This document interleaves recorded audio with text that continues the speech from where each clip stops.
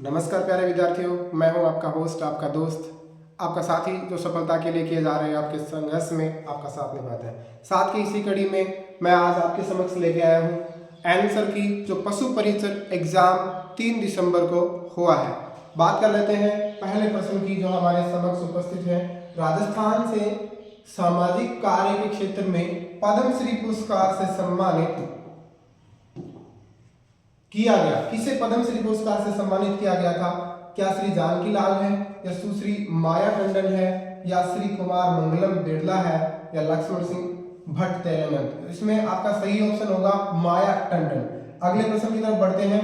राजस्थान के निम्नलिखित में से किस क्षेत्र में काली मृदा पाई जाती है? ऑप्शंस में पूछा गया काली मृदा है, चूरू में नहीं है, जैसलमेर में भी नहीं है, बीकानेर में नहीं है। ऑप्शन नंबर डी आपका सही हो जाएगा, झालावाड़ में काली मृदा पाई जाती है। अगला प्रश्न, शेखावाटी क्षेत्र के राजस्थान के निम्नलिखित में से किस भू आकृति विभाजन का भाग है?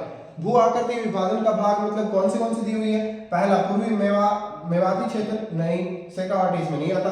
पश्चिम मरुस्थलीय मैदानी क्षेत्र, पश्चिमी में भी शेखावाटी नहीं आता है। अरावली क्षेत्र नहीं। अर्ध शुष्क क्षेत्र में शेखावाटी वाला क्षेत्र है वो आकृति के विभाजन के हिसाब से विभाजित किया गया है। इसका ऑप्शन नंबर सी है वो सही होगा। अगले प्रश्न में देखते हैं। नेक्स्ट प्रश्न, शायद बोर्ड हैंग हो गया है दोस्तों, थोड़ा सा वेट करिएगा। हटो, मक्खी की वजह से हुआ था। चलिए प्रश्न पढ़ लेते हैं। बोरला नाम का आभूषण राजस्थानी महिलाओं द्वारा पहना जाता है। बोरला, बोरला कहाँ पहना जाता है? क्या गले के अंदर पहना जाता है, टखना के अंदर पहना जाता है, या कलाई के अंदर, या फिर सिर पर पहना जाता है? सिर आपका ऑप्शन सही हो जाएगा। गला, टखना, बोरला जो है वो सिर पर पहने जाने वाला एक प्रकार का आभूषण है। चलिए बढ़ते हैं नेक्स्ट क्वेश्चन की तरफ। कार्तिक पूर्णिमा को कपिल मुनि मेला कहाँ लगता है? आपसे पूछा है कपिल मुनि मेला कहाँ लगता है। देखिए, सीकर के रेवासा में नहीं, जयपुर के चाक्षु में नहीं, बीकानेर में कोलायत में हाँ बिल्कुल सही है, टोंक के डिगपुरी में नहीं, बीकानेर के कोलायत में कपिल मुनि का मेला लगता है। नेक्स्ट प्रश्न की तरफ बढ़ते हैं। केवलादेव राष्ट्रीय उद्यान किसके लिए प्रसिद्ध है? केवलादेव राष्ट्रीय उद्यान का प्रश्न आपसे पूछा है। हाथी संरक्षण के लिए? बिल्कुल नहीं है। प्रवासी पक्षियों के लिए, या चीता संरक्षण के लिए, या सिंह या शेर संरक्षण के लिए? तो आप सभी ने ऑप्शन सही किया होगा। केवलादेव राष्ट्रीय उद्यान जो है वो प्रवासी पक्षियों के संरक्षण के लिए प्रसिद्ध है। नेक्स्ट प्रश्न जो आपसे आज पूछा, हिमालय क्षेत्र में चिपको आंदोलन विरुद्ध प्रतिरोध के लिए किया गया था। किसके विरुद्ध प्रतिरोध के रूप में इसको किया गया था? पहाड़ी क्षेत्रों में सड़क निर्माण के विरुद्ध में नहीं, आखेट के विरुद्ध में नहीं, वृक्षों की कटाई या फिर वन संसाधनों की अतिदोहन के विरोध में नहीं, वृक्षों की कटाई के लिए किया गया था। ये उत्तराखंड में हुआ था चिपको आंदोलन, ठीक है। और उस समय ये यूपी का भाग हुआ करता था। जिस भूभाग में ये आंदोलन हुआ था वो वर्तमान उत्तराखंड में है, लेकिन उस समय यूपी के क्षेत्र में आया करता था। नेक्स्ट क्वेश्चन है, निम्नलिखित में से कौन सी अंतःस्रावी ग्रंथि शरीर की मास्टर ग्रंथि कहा जाता है, मास्टर ग्लैंड कहा जाता है? तो कौन सी होगी? क्या थाइमस है? नहीं है। अधिवक्र एड्रिनल? नहीं। थायराइड को इसको भी नहीं कहा जाता। पीएफ जिसे पिट्यूटरी ग्लैंड कहा जाता है उसे मास्टर ग्लैंड भी कहा जाता है। तो आपका ऑप्शन नंबर सी सही होगा। तो देखते हैं अगला प्रश्न। निम्नलिखित में से कौन सी अ धातु विद्युत की चालक है? देखिए ध्यान देना, अ धातु है लेकिन विद्युत की चालक होती है। तो सीधा सा फैक्ट आपसे पूछा है, ग्रेफाइट आपका ऑप्शन सही हो जाएगा। सल्फर, कोयला वगैरह ये अचालक होते हैं। नेक्स्ट प्रश्न, राजस्थान का त्योहार तीज किस माह में मनाया जाता है? सिंपल सा प्रश्न आपसे पूछा है। हालांकि तीज दो होती है, एक बूढ़ी तीज भी होती है जिसको कजली तीज कहा जाता है, लेकिन सीधा तीज पूछा है तो तीज यहाँ पे दूसरा ऑप्शन तो होगा ही नहीं। भादवा दिया नहीं है, श्रावण होगा, सही है, श्रावण पक्ष इसका सही होगा, ठीक है दोस्तों।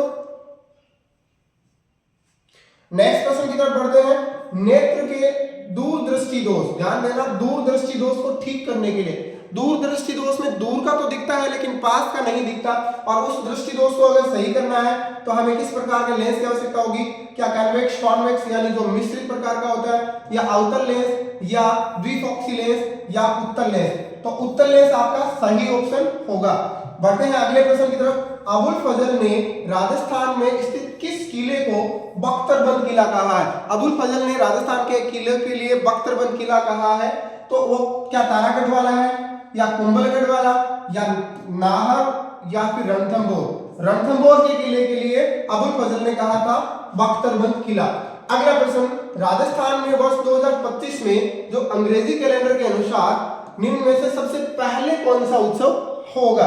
देखिए, ब्रजवोली महोत्सव, ऊंट महोत्सव, पतंग महोत्सव या बैनेश्वर मेला। यहाँ पतंग महोत्सव जनवरी महीने में होता है और ये सबसे पहले बनाया जाएगा। नेक्स्ट क्वेश्चन, राजपूताना का एकीकरण वर्तमान राजस्थान के रूप में कितने चरणों में हुआ था? याद रखना है, वर्तमान राजस्थान जो जिस अस्तित्व में आया है वो कितने चरणों से गुजर करके आया है, आप सभी को पता होगा। ये 7 चरणों से 1948 से लेकर के 1948 से 1956 तक इसका कुल 7 चरणों में एकीकरण हुआ था। ठीक है, आप सभी को पता होगा। जिस किसी ने भी ऑप्शन ए सही किया है, 7 चरण आपका सही हो जाएगा। राजस्थान के किस प्रसिद्ध व्यक्तियों को बाणासुर का शहीद कहा जाता है? किस प्रसिद्ध व्यक्तित्व को बाणासुर का शहीद कहा जाता है? तो मेजर शैतान सिंह को बाणासुर का शहीद कहा जाता है। अगला प्रश्न, शहनाई वाद्य यंत्र को किस परिवार से संबंधित माना जाता है? परिवार का मतलब वो किस कैटेगरी का है? क्या वो सुशिर है, ढोल का कैटेगरी का, या बीट का, या बैरल का? तो आप सभी को पता होगा शहनाई को फूंक के माध्यम से बजाया जाता है, तो ये सुशिर कैटेगरी का यानी सुशिर परिवार का एक शहनाई वाद्य यंत्र है। अगला प्रश्न, उदयपुर में मेवाड़ प्रजामंडल की स्थापना कब हुई थी? उदयपुर में आपको पता है मेवाड़ प्रजामंडल की स्थापना किसने की थी? माणिक्य लाल वर्मा ने की थी। जबकि इसके अध्यक्ष कौन थे आपको बताना है, ठीक है ना, और बैच से शुरू होगा।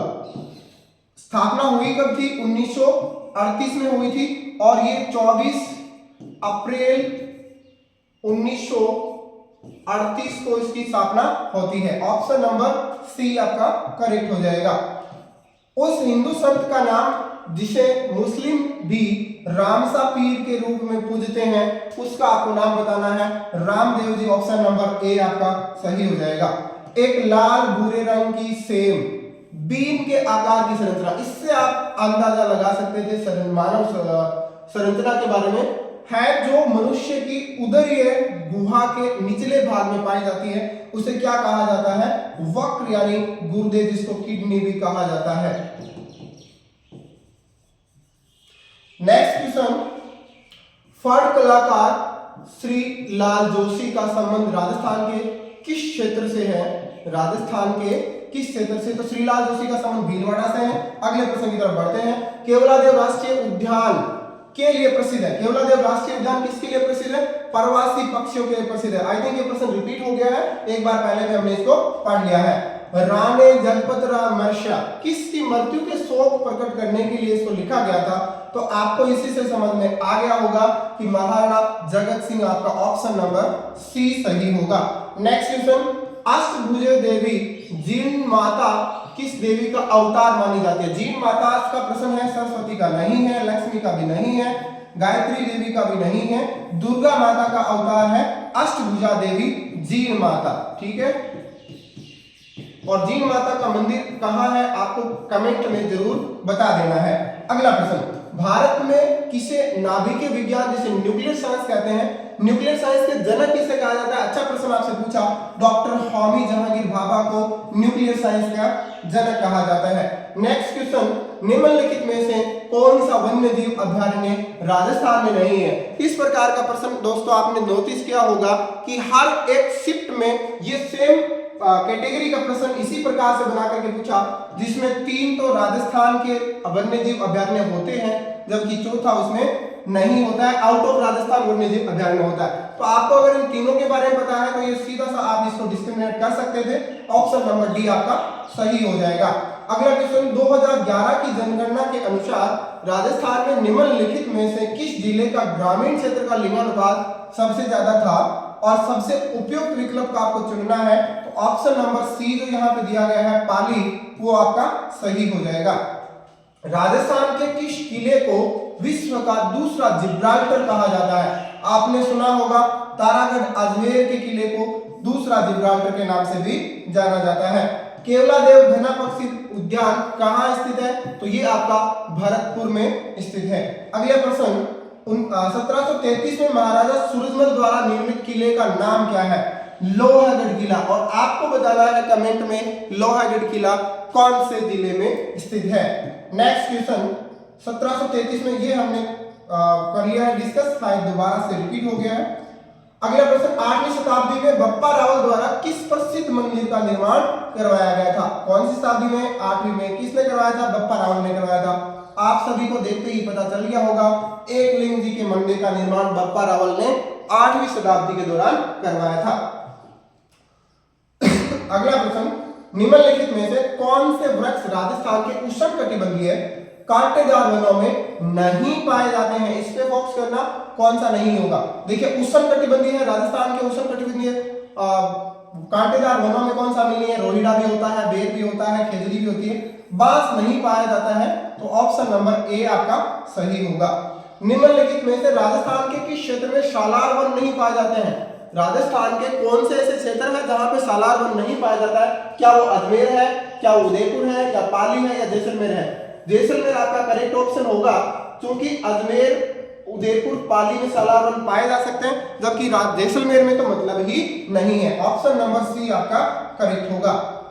ठीक है दोस्तों, धन्यवाद आप सभी का जुड़ने के लिए। आगे के प्रश्न देखने के लिए भी हमारे चैनल को यूट्यूब चैनल को जरूर सब्सक्राइब करें। धन्यवाद दोस्तों।